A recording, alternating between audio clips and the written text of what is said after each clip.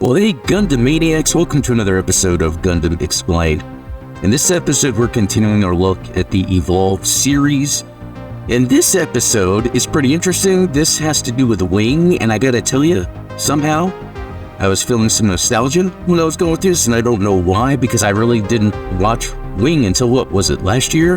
A year or so ago for the first time, although there is that sort of thing where I knew of Wing as a thing, you know, back in the days of Toonami, around the time I was like finishing high school, and that was all a thing. So there's something about this, being that it's not Universal Century, that I like, and I think it's cool. And it seems like this adds lore to Gundam Wing, which is pretty cool. It's going to make me appreciate a lot more. So yeah, let's look into it. Hey, before we get started, if you haven't, please subscribe. And if you think I have a cool haircut, give it a like. Check the links in the description for ways you can support the channel. And check out our Discord. We have a lot of fun there. But let's get started. All right, here we go. And like I said, with some of these previous Evolve series that have not been UC, they've been AU stuff, I haven't really cared that much, even though some of it looks cool. There's something about this one, though. I gotta say, already, you know, for 2004, this looks pretty good, just in terms of utilizing the CGI of that time period with the cel-shaded factor on top to kind of give it a less rough look. Even though this is off a DVD, so this kind of looks bad in the first place, I would love some sort of HD re-release of this series. I mean, and it seems to go straight in sort of that discussion, the talking points of the, like, the universe and the talking about war and peace that happens in Wing. I mean, it just pretty much starts off like this. And who is he talking about? He doesn't know how to give up. You know, he's very proud of his creations. And then we have a look at this satellite / colony cannon. Well, colony cannon has alliteration to it. Or, hey, the music on this is pretty good. So yeah, we see this hero plant a bomb, try to get out. It looks like he's being tracked. Oh, it's time to get him. That's pretty cool. Even though I gotta say, I don't know about you guys, for me, this is hard to see. This DVD quality is quite poor. You know, like, if something's coming at him, probably some mobile suit is just super dark. It's hard to really see. It could be intentional. Now, this is pretty cool. It actually took me a second to realize what he's doing, and what that is. And I like how the music, it started very orchestral and kind of moved into having, like, the beat behind it, which is very common with modern storytelling, the music, like in movies and all that. But this looks cool because it's like the Wing Gundam, like in its semi-flight form, like some sort of escape pod flight form. I think that looks really sick, to be honest. And like, I don't know if I truly do like or dislike Wing. I don't know. There are things about it that are just too goofy for what I like from Gundam. But Wing just seems to exaggerate certain specific traits of Gundam in a way that's pretty fun. Like, this is cool. Having this battle along this colony cannon, or satellite cannon, because it might not even be a colony, but whatever. But just seeing, like, it's not even in its mobile suit mode or even in its flight mode. It's in its, like, I don't know, escape capsule mode. I'm really just making this up. There we go. We see that smile. We know it's him. Yeah, there's something about this, how they made, like, flying through the satellite like a level from a video game. Man, he even gets sideswiped by the, oh, look at that.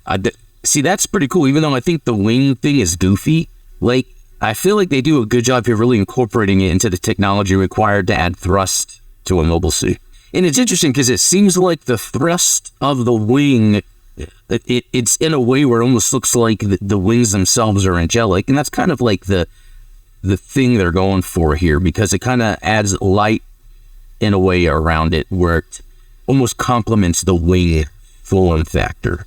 This is cool, I gotta say, for not the big AU or what is it, Wing era. What is it? Well, isn't that After Colony? Yeah, not a big fan, but it's cool. His name, of course. I came up with it, didn't I? And he's talking to someone back there. I think it's pretty obvious that's Relena. Looks like he's proud of his hero. So that was like a cool mission for a short. Like, this to me is a perfect example of a short for Gundam Evolve, and it's not even UC. It's a hero going in on a mission to destroy a colony cannon, and he does some battling along the way while we get some background exposition discussion between the scientists, and then Relena being there just adds to that background lore. Mission complete. And there we have it. It's over. Oh, it even has a vocal song. A song with the singing in it. Isn't that pretty, like kind of normal for Gundam in a way, but kind of a sign of how much production they're putting into it. So I gotta say, again, final thoughts on, this is really the final thoughts are still more to this video, but I liked that. That was actually exciting to watch. Even despite my lack of interest in Wing. But let's read the synopsis here. So, XXXG00W0 Wing Gundam 0, After Colony, a figure in a spacesuit, Hiro Yui, is setting bombs, then fades to Gundam engineer Dr. J, apparently imprisoned. He talks to a shadowy visitor about history and his young protege as the person in spacesuit tries to escape. Okay, sometimes the wiki's messed up with the grammar, so forgive me. Escape the facility he has just sabotaged. The guards catch up to him, but he uses a nearby WF-02 MD Virgo 2 mobile doll to distract them and escape to his machine Wing 0. Hiro uses the twin Buster rifle to break out of the base's hangar, but loses the weapon in the escape and resorts to using a Virgo 2 beam rifle. He is chased by several Virgo 2s along the length of the facility, which is actually a gigantic colony cannon. Colony cannon. Okay, they use that term here. After dealing with this pursuit, Hiro attacks the cannon directly with his beam rifle as the bombs begin to go off. Dr. J finishes his narration, commenting to his visitor, now revealed as Relena Peacecraft, that he chose Hiro's codename personally. As the colony cannon explodes, Hiro flies away to his next mission. Gundam Evolve 7 was written and directed by Shukou Warase. The original Japanese voice actors are used, so that's cool. Hikaru Midorito, why am I trying this? For Hiro Yui and Minoru Inaba for Dr. J. The 3D animation was based on Bandai's Master Grade Wing Gundam 0 Endless Wants model. Okay, so that's an interesting thing there. I like that idea when an animation or anything is used, like what is based on the model and maybe something is, a model is based on animation or vice versa, so that's cool that that's going on there. It should be noted that when this Evolve was originally released, its place within Gundam Wing continuity was unclear. So I guess what it's saying is, when this was originally released, its place in the Gundam Wing continuity was unclear, okay, as it originally appeared to take place during the last story arc of the series after White Fang captures Relena, but before Dr. J dies. However, with the release of the new mobile report Gundam Wing Frozen Teardrop, it has since been established that this event takes place in the spring of AC 196, 8 months before Mariam Maya's uprising. So this is then adding to some more Gundam Wing lore storytelling outside of the series that I'm not even too familiar with. So I'm seeing this, like, was it Frozen Teardrop? So that is a novel that takes place approximately 20 to 30 years after the events of the new mobile report Gundam Wing television series that is Waltz in the Mars Century era. So that is pretty cool, because I'd like the idea of visiting these characters 20 to 30 years later, because they do kind of come off a little cheesy and corny and kid-like. So it reminds me of like Seed and Seed Destiny. So I don't know if anyone out there has read, or if it's even translated, this Frozen Teardrop, what you thought of it. Does it expand on Wing in a cool way? 30 years later, Mars Century. That's some pretty interesting stuff. Well, anyway, there you have it. Going through some Wing AU stuff that I normally don't. There is something about Wing that is charming. I enjoyed my watch, even though there were parts of it that I didn't get, or it's not my thing.